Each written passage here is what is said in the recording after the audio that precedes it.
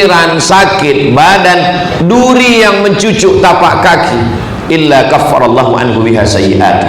Itu hanya cara Allah untuk menghapuskan dosa-dosa. Jadi kalau ada orang sakit, kita tengok dia, kita lawat dia di hospital, kita bagi semangat.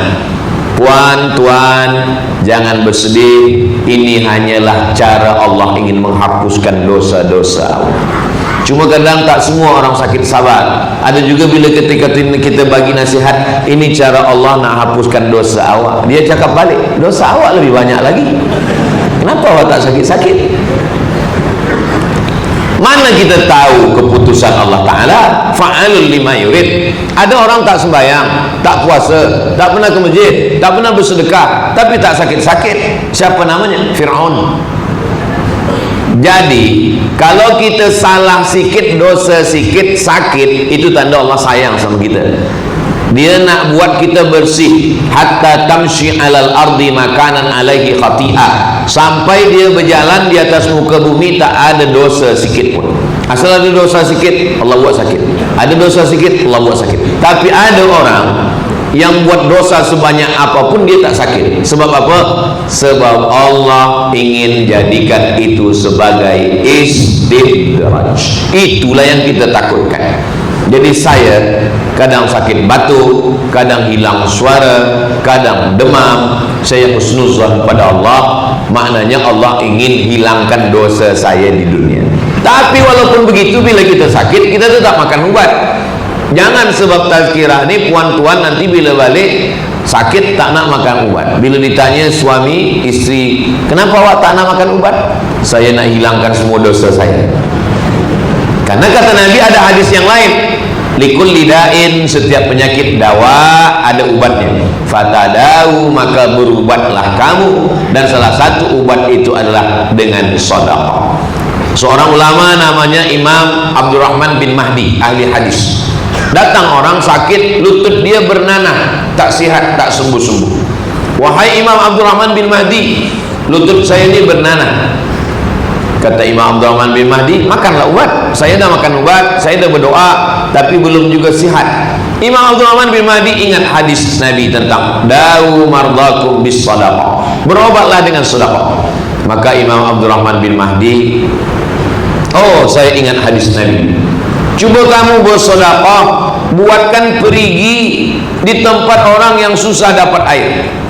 Kalau di Taiping tak usah buat perigi, sebab sini paling banyak air. Saya dengar Taiping paling selalu banyak hujan. Alhamdulillah sekarang ni tak hujan, tapi hujan pun rahmat Allah Subhanahu wa ta'ala. Nah, kata Nabi SAW, dawu mardakum bis sedekah, obati dengan sedekah. Sedekah yang paling elok adalah apa yang paling dihajatkan masyarakat. Bila masyarakat di kawasan itu paling berhajat air, buatkan perigi. Selepas dia buatkan perigi, selepas itu dia datang lagi menghadap Imam Abdurrahman bin Mahdi. Imam, ya, lutut saya sudah kering, nanahnya sudah sihat. Macam mana boleh perigi yang dibuat lutut yang sihat? Kerana setiap orang yang minum, mengambil air sembahyang, untuk mandi, untuk berwuduk, selepas itu orang berdoa, ya Allah, orang yang bagikan perigi ini, kalau dia dah mati lapangan kuburnya, kalau dia masih hidup sehatkan badannya, dan doa itu dikabulkan Allah Subhanahu wa ta'ala, mengetuk pintu-pintu langit. Dan bagi kita yang ada di kawasan Perak, di Taiping, kita tidak buatkan perigi lagi sebab air sudah ada, sudah banyak. Maka yang paling berhajat sekarang adalah masjid daerah Taiping. Maka dengan itu dibagikan Allah kebaikan-kebaikan untuk kita semua, insyaAllah. Amin ya rabbal alamin. Seterusnya yang keempat. Yang keempat, kata Nabi SAW, kullu mri'in tahta zilli sadaqati. Setiap kita manusia ini nanti di akhirat tak ada tempat bernaung. Idza sama'un fatarat, langit terbelah. Wa idzal kawakibun tasarat, planet bertembung, berjatuhan macam tasbih putus tali. Wa idzal biharu fujirat, lautan diletupkan naik ke darat, tsunami namanya. Wa idzal quburu bu'thirat, semua yang dikubur bangkit tegak berdiri. Alimat nafsum ma qaddamat wa akharat. Disitulah manusia baru sadar apa yang dah dia buat dulu dan apa yang akan dia bawa bekal mati menghadap Allah Subhanahu wa ta'ala. Macam mana dengan pokok kayu, bukit-bukit, gunung-gunung? Wa takunul jibalu kal ihnil manfush. Manfush, bulu kambing yang dihembus angin, hilang. Tak ada tempat bernaung, tak ada tempat atap, tak ada masjid, tak ada surau, tak ada rumah, tak ada gedung. Di mana tempat kita berlindung? Tak ada. Ada manusia yang kerana peluh panas tenggelam hingga ke lutut, hingga ke pinggang, hingga ke perut, hingga ke leher. Lalu kemudian kata Nabi SAW, kullu mri'in tahta zilli sadaqatihi. Ada orang yang selesa sebab dia berada di bawah zilli sadaqah, di bawah atap naungan perlindungan sedekah. Jadi yang menaungi kita nanti di padang mahsyar itu adalah sedekah. Jadi kalau ada orang berkata, ini saya tolong untuk masjid, ini saya bantu, kita bukan menolong masjid. Kalau kita katakan kita menolong masjid, kita sombong, kita takbur, sebab masjid rumah Allah. Kita sedang menolong diri kita di padang mahsyar, sebab tak ada yang boleh menolong. Yauma yafirul mar'u min akhi, orang lari dari saudara kandung.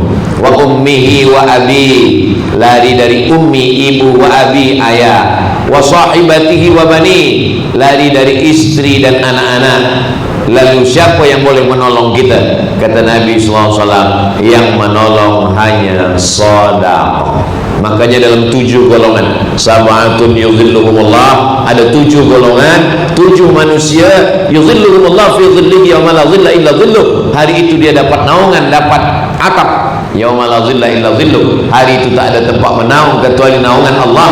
Rajulun tasaddaqa bi sadaqatin, orang yang bersedekah hatta la ta'lamu shimalu, sampai tangan kiri tak tahu ma anfaqat yaminuh, apa yang diberikan oleh tangan kanan. Tangan kiri tak tahu apa yang dibagi oleh tangan kanan.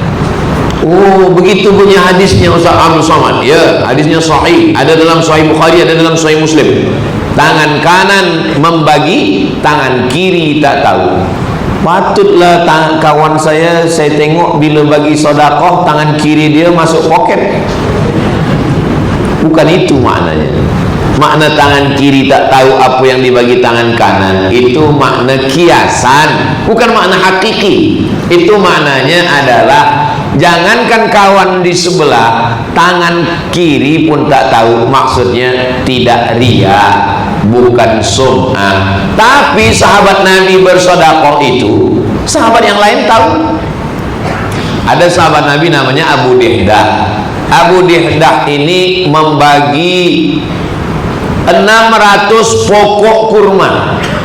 Cuba hitung kira 600 pokok sawit berapa ringgit harganya sekarang di Perak, di Taiping. 600 batang. Ini bukan sawit, 600 batang pokok kurma. 1 kilo kurma ajwa Madinah 80 sampai 100 rial. Bayangkan berapa harga 600 batang. Dia bagikan kepada Nabi SAW. Abu Dihdah, semua sahabat tahu. Itu maknanya boleh bersedekah, orang lain tahu. Lalu kemudian ada sahabat Nabi namanya Abu Talha. Zaman Nabi, siapa yang ada kebun, di dalam kebun itu ada kulam, di dalam kebun itu ada perigi tempat air, maka itulah orang paling kaya, sebab air lebih mahal. Sampai hari ini air lebih mahal daripada minyak. Tapi apa yang terjadi? Hadis itu masyhur. Itu menunjukkan sahabat Nabi pun dulu bersedekah, orang lain tahu. Yang tak boleh itu adalah kita menceritakan ke orang lain. Masalah kita bersedekah orang lain tahu, itu tidak apa. Kita dah pegang duit. Bila box derma infak lalu atau ada di dekat pintu, bila kita masukkan supaya orang lain tahu, atau tak jadi kita masukkan sebab kita takut orang lain tahu, Ini dua-duanya masalah.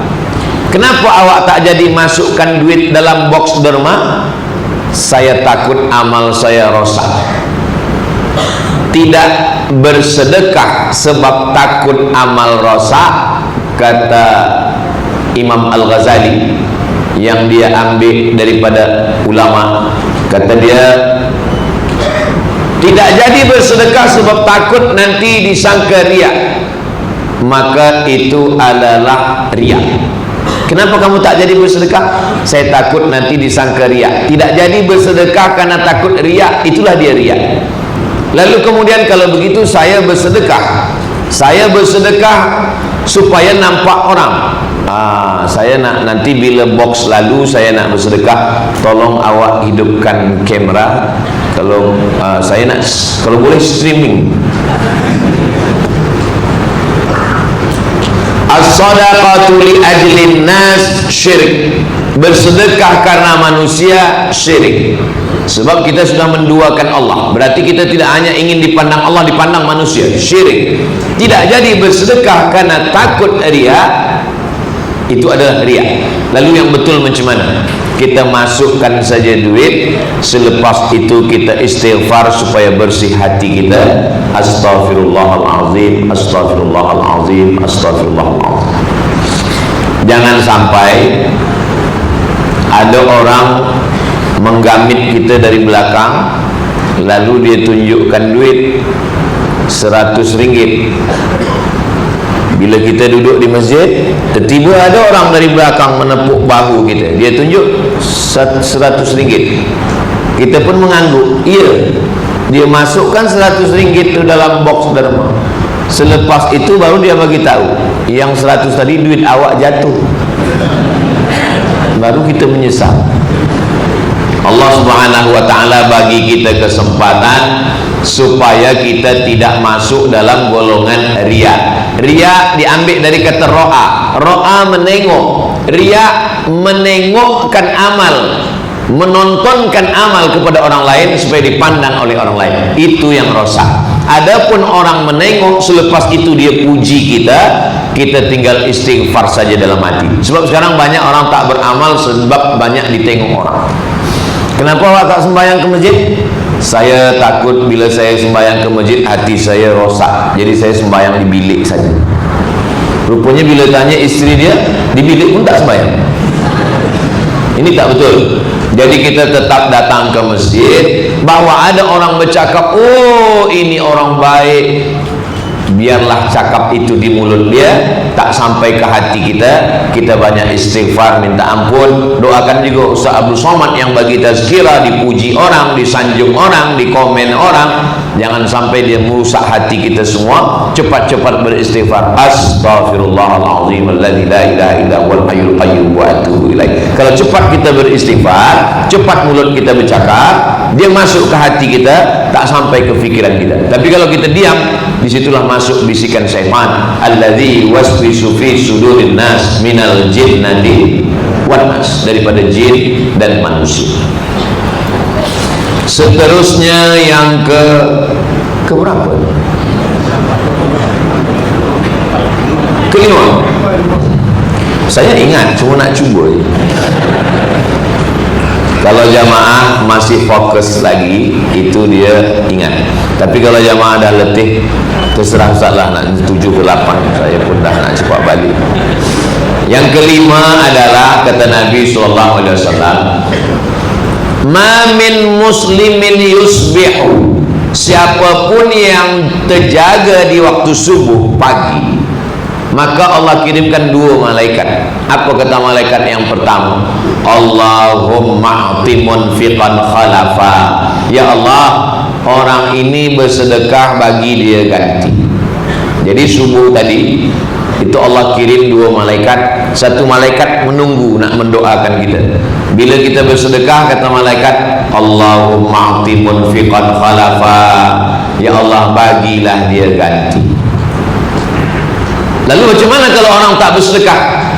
Yang bersedekah didoakan malaikat, yang tak bersedekah tak apa-apa. Bukan begitu. Allah kirim 2 malaikat. Satu malaikat lagi juga dikirim Allah mendoakan khas untuk orang yang tak bersedekah. Apa kata malaikat satu lagi? Allahumma a'ti mumsikan talafa. Siapa yang tidak mau bersedekah, binasakanlah dia ya Allah. Saya bukan nak takut-takutkan jamaah. Malaikat yang tadi mengiringi kita setiap subuh, yang tidak dapat kiriman 2 malaikat yang mati sebelum subuh.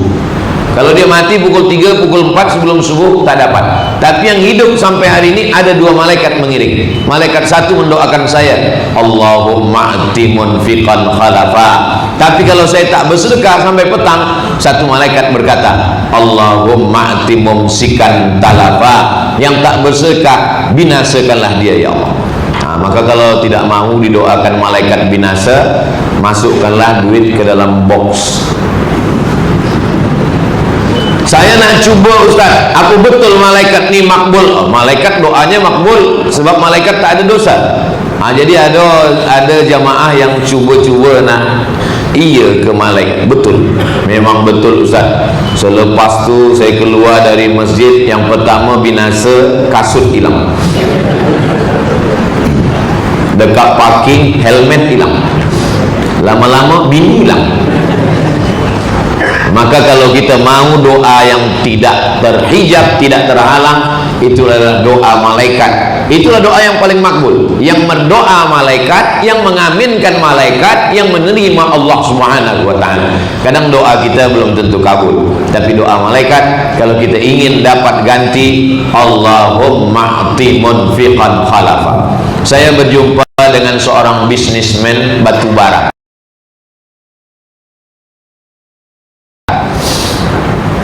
di Jawa Barat, di Bogor. Dia banyak buat pondok tahfiz Quran. Saya ni Ustaz Somad buat pondok di sini, buat pondok di sini, buat pondok di sini, buat pondok tahfiz di sini. Banyak pondok tahfiz saya ni diambil orang, tanahnya diambil, lepas tu saya tak balik lagi. Lalu saya tanya, macam mana Tuan Haji boleh rasa tak ada beban fikiran buat? Lepas tu Tuan buat lagi, saya buat lagi Ustaz. Lepas tu saya buat lagi.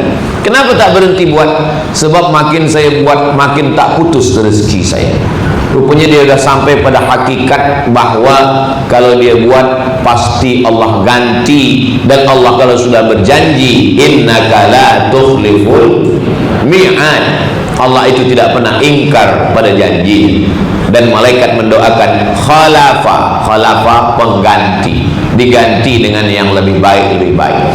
Ini mesti kita cuba, sebab kalau tidak dicuba orang tak tahu. Tentu kita lain padang, lain belalang, lain lubuk, lain ikannya, lain orang, lain cuba dalam hidupnya. Kadang ada orang mencuba tentang bagaimana keutamaan surah Yasin, dia cuba. Ada dia cuba tentang keutamaan solawat, tentang sodakoh, ini cubalah. Allah akan bagikan, Allah akan tunjukkan. Saya pun dah beberapa, saya cuba-cuba tentang sodakoh. Saya dulu berjanji, ya Allah, saya buat channel YouTube tahun 2019 bulan Julai. Saya buat channel YouTube Julai 2019. Nanti kalau aku buat channel ini, saya buat channel ini ya Allah, semua duitnya akan dipakai untuk tahfiz Quran. Maka tuan-puan kalau menonton Tazkirah Ustaz Somad di channel Ustaz Abdul Somad Official, jangan lupa subscribe, like, share, and comment. Itu semua duitnya untuk tahfiz Quran, untuk beli beras, untuk gaji guru, untuk air, untuk lampu, untuk semua tadi. Maka saya amat sangat sakit hati kalau ada orang memfitnah saya. Itu Abdul Somad beli kereta dari duit YouTube gitu. Kau tahu dari mana? Saya dengar suaranya tuk tuk tuk tuk tuk. Fitnah. Jadi Allah bagi ganti lebih dari yang kita fikirkan.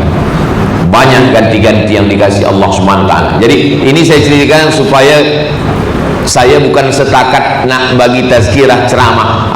Ustaz boleh cakap macam tu sebab Ustaz bercakap saja. Pernahkah Ustaz cuba? Saya dah cuba. Bahawa sodakoh itu sebenarnya bukan duit saya. Duit itu datang dari puan tuan bila tonton YouTube. Saya ni Ustaz Somad selalulah tonton Ustaz, tapi saya tonton Ustaz hanya 5 menit.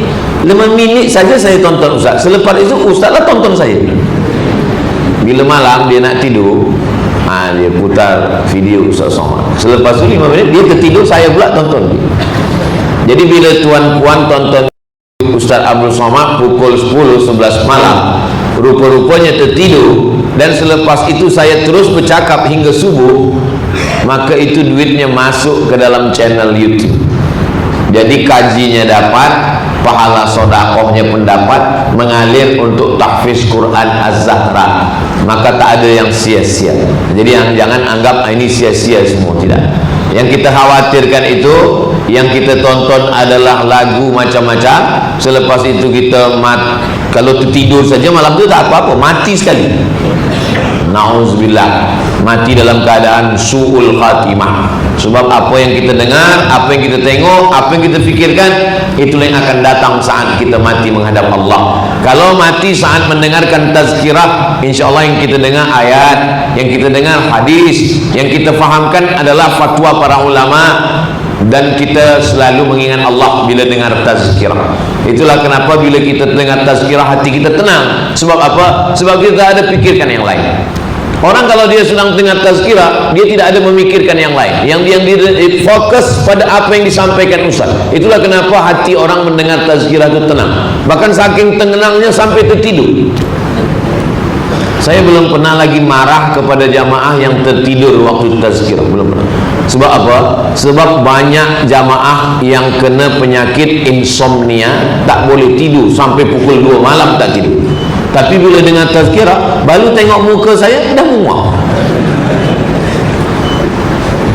Ustaz Abdul Somad, saya ni businessman, banyak masalah. Kata saya, awak belum bercakap pun saya dah tahu. Dari mana saya tahu? Nampak muka awak bermasalah. Saya dah tak tidur 3 hari 3 malam Ustaz. Bila saya pergi pada doktor, doktor bagi ubat, saya makan, saya tertidur. Lepas tu saya terjaga, masalah pun datang. Saya makan lagi, saya tertidur. Kalaulah hidup ini cuma untuk tidur, elok tak usah hidup, mati lekas. Lalu bagaimana cara menghilangkannya? Menghilangkannya dengan tazkirah. Dengan tazkirah, masalah yang lain hilang. Kita sedangkan fokus mendengar apa yang kita dengarkan. Jadi kalau tuan-puan dengan tazkirah, walaupun tidak online, tidak offline macam ni, hanya online, maka pahalanya sama dan dapat balasan di hadapan Allah Subhanahu wa taala. Beberapa channel itu pula tidak hanya setakat mendengar tazkirah, tapi mendapatkan juga ada nilai sedekah di dalamnya. Kata Nabi sallallahu alaihi wasallam sebagai doa malaikat, Allahumma a'ti munfiqan khalafa. Terus yang keenam. Yang keenam, ada amal yang melebihi kal mujahidi fi sabilillah. Kalau dibandingkan dengan orang yang berjihad fi sabilillah, jihad kalah. Kas-shaim alladzi la yuftir, macam orang yang berpuasa tak putus-putus, puasa terus tiap-tiap hari, puasa pun kalah. Kal qaim alladzi la yaftur, macam orang tahajud yang non-stop dari maghrib, isya sampai subuh. Bila dibandingkan dengan 3 amal ni, kalah 3 amal. Jihad kalah, puasa tiap hari kalah, dan tahajud tiap malam pun kalah. Apa dia? Kata Nabi, amal itu adalah amal sedekah. Baru kita baca Rabu lepas dalam kajian Riyadhus Shalihin karya Imam An-Nawawi, bahwa amal sedekah mengalahkan tahajud malam, mengalahkan puasa sunat, dan mengalahkan jihad fi sabilillah. Tapi jangan sebab tazkirah ini nanti malam tak tahajud lagi. Maknanya yang dah tiap-tiap malam tahajud, tetaplah tahajud. Saya tidak ingin dapat cerita saudara saya di Taiping, di Perak, kata istrinya, abang dah tak tahajud lagi sebab dengan tazkirah Ustaz Somad. Maksudnya tahajud tetap. Maknanya orang yang ada sanggup tahajud dari awal malam hingga akhir malam, Maka sesungguhnya kalau dia tak sanggup, ada satu amal mengalahkan jihad, mengalahkan tahajud, mengalahkan daripada puasa sunat. Itulah amalnya, bernama amal sedekah. Jadi sebenarnya kalau kita nak beramal ni, kita boleh pilih-pilih. Sebab amal ni terbagi kepada 4. Yang pertama amal badan, tegak, ruku, sujud, duduk, tasyahud, i'tidal, ini amal badan. Tawaf, sa'i, melontar jumrah, itu amal badan. Yang kedua adalah amal lisan. Subhanallah, walhamdulillah, la ilaha illallah, Allahu akbar, la haula wala quwwata illa billah, subhanallah wa bihamdihi, subhanallahil azim. Itu namanya amal lisan. Baca Quran, salawat, itu amal lisan. Yang ketiga adalah amal harta, zakat, wakaf, sedekah, wasiat, hibah, ghanimah, itu amal harta. Amal badan, amal lisan, amal harta. Yang keempat amal hati, sabar, ridha, tawakal, qanaah, zikir, istiqomah, itu amal hati. Cuba kita pikir-pikir, ada orang bila disuruh di antara amal yang 4 ini, dia pilih. Saya Ustaz Abdul Somad, kalau amal harta berat, sedekah tak sanggup. Kalau begitu amal badan. Amal badan pun saya tak kuat nak sembahyang malam, tahajud 12-13 rakaat tak sanggup. Kalau begitu amal lisan.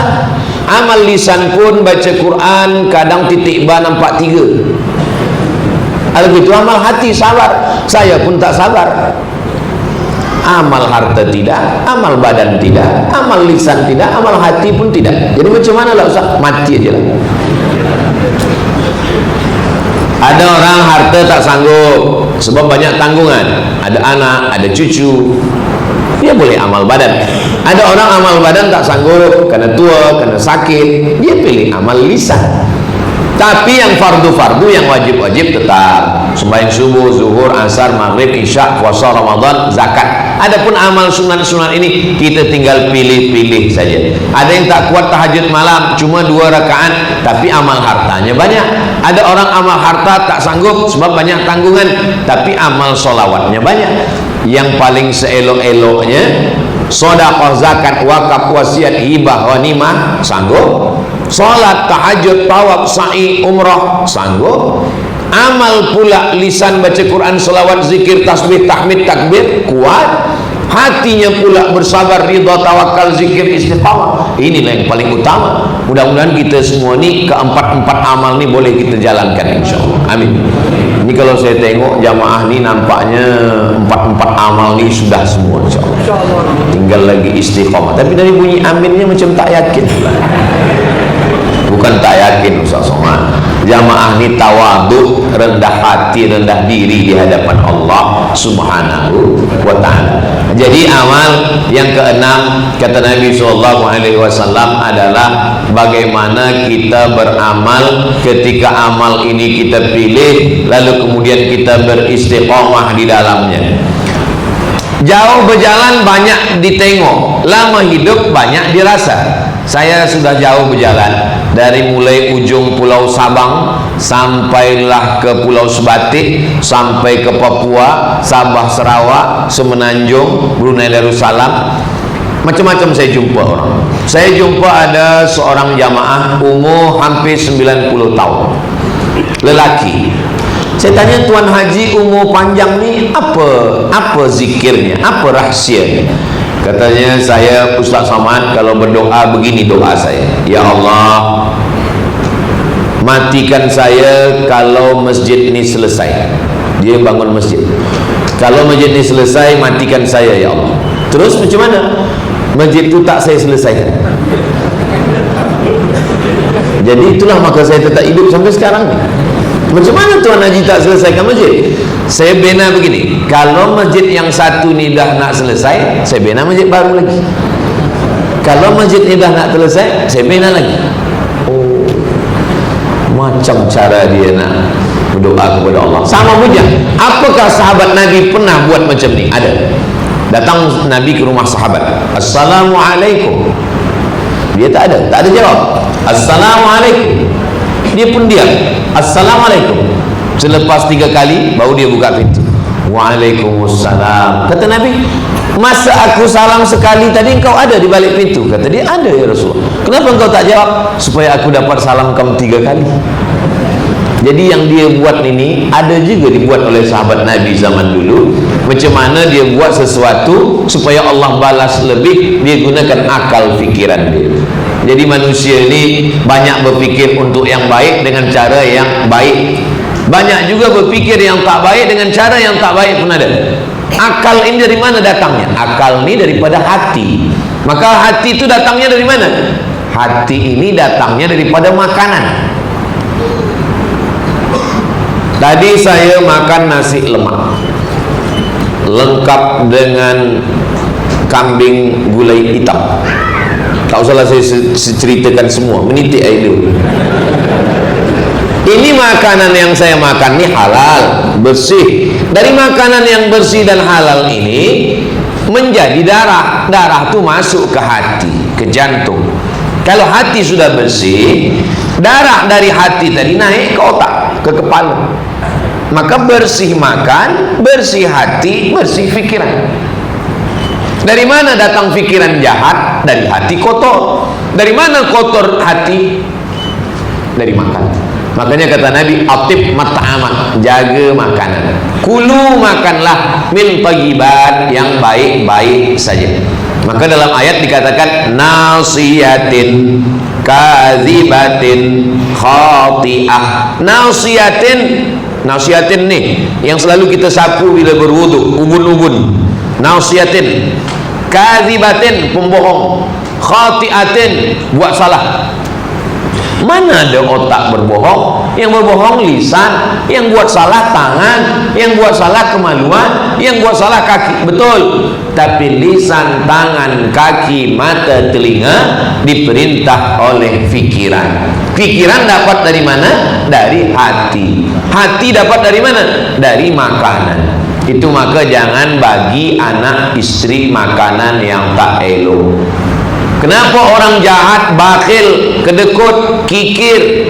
Kenapa? Sebab dari makanan yang kotor, yang haram, yang rishwah, yang tidak diridhai Allah. Mudah-mudahan kita semua ini makan halal, hati baik, fikiran baik, sehingga yang kita fikirkan pun baik-baik, bekal kita menghadap Allah Subhanahu wa ta'ala. Amin ya rabbal alamin. Yang ketujuh kata Nabi SAW, sadaqatus sirri tutfi'u ghadabar rabbi. Sedekah memadamkan marah Allah, kama yutfi'ul ma'an nar, sebagaimana api dipadamkan air. Kalau kita nak padamkan api, kita ambil air, kita siram. Begitulah sedekah menyiram neraka. Padam neraka yang sudah disiapkan untuk membakar kita dengan sedekah. Tapi tentu sesuaikan kadar dosanya dengan air. Kalau apinya besar, tentu airnya banyak. Ini dosa banyak, air setengah gelas, mana padam? Kata Nabi SAW, wa asbi'is sayyi'atal hasanata tamhuha. Iringi perbuatan silap salah dosamu di masa lampau dengan sedekah-sedekah tamhuha, yang boleh menghapuskan semuanya. Tazkirah boleh didengar, wajah ustaz boleh dipandang, tapi box yang lalu mesti diisi. Sebab banyak juga orang dengan tazkirah ni dia fokus ke ustaz supaya dia lalu. Maka yang tak boleh, yang lupa membawa ringgit itu nampaknya kantong tu besar, boleh juga diisi dengan gelang, rantai, cincin. Saya masa belajar di Kaherah dulu, disitulah saya tengok macam mana perempuan-perempuan Arab itu membuka gelang-gelang, cincin, rantai, dia masukkan ke dalam kantong. Saya tengok dengan mata kepala saya waktu Syekh Khalid Mash'al, kepala Jenderal Tentera dari pun, kami Khalid Mash'al sedang berada di, kami sedang susah, kami tak makan, tak ada selimut sejuk. Mendengar itu, lalu kemudian mereka memasukkan. Jadi tentang sejarah zaman Nabi, sahabat menyiapkan kantung lalu perempuan memasukkan emas, itu bukan hanya pada zaman Nabi, tapi juga sampai zaman sekarang pun masih lagi berlaku. Kenapa? Karena orang memikirkan bahwa dunia ini hanya sementara, yang kekal abadi, kekal adalah akhirat. Dan masjid daerah Taiping ini adalah salah satu cara kita untuk, oh rupanya di kantong ini tidak hanya setakat duit, tapi boleh juga scan. Boleh scan, apa namanya itu? QR, masukkan. Boleh masukkan. Tapi ada juga setengah dia ambil, dia tak scan, dia ambil gambar. Jamaah yang dimuliakan Allah SWT, bila dah scan, nampak ada banknya, kemudian tulis, selepas tu tulis, dia transfer. Selepas transfer, menetes air mata. Bila ditanya, kenapa awak menangis? Sedih ke, haru ke, ingat almarhumah mak ke? Bukan. Apa? Salah tulis tadi. Rencana nak kirim 100 ringgit, rupanya terkirim 1000. Rupa-rupanya yang salah kirim 1000 itulah yang akan menolong di hadapan Allah Subhanahu wa ta'ala. Kalau masing-masing kita ini ada 100.000, yang terkirim 1000, maka yang 99 itu tinggal. Yang 1000 itulah yang akan kekal bersama dengan kita. Adapun yang 99.000 diambil istri, diambil anak, diambil menantu, diambil cucu, habis semuanya. Yang bersama dengan kita itulah yang kita salah type tadi. Allah Subhanahu wa ta'ala maha adil. Mudah-mudahan yang berkirim semuanya salah.